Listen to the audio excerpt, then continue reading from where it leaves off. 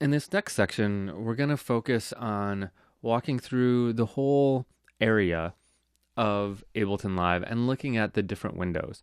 Ableton is sectioned off into these kind of four big areas with a couple smaller areas too.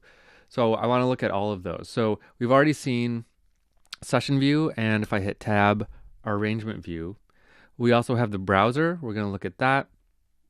The clip inspector area, which is down here. And those are the three obvious ones. The less obvious ones are the transport controls up top, where we have a lot of useful stuff. We also have the groove pool, which is hidden right here, and that opens up another little area. Let's get rid of that for a minute. And this tab down here is where we'll have our instruments and effects. There's two other areas that I didn't mention. They're a little bit hidden, but they're super important for learning. They kind of really help you out and walk you through learning Ableton. And those are the help view and the info view. So we're going to look at those in the next video as we dive into all the different areas in Ableton Live.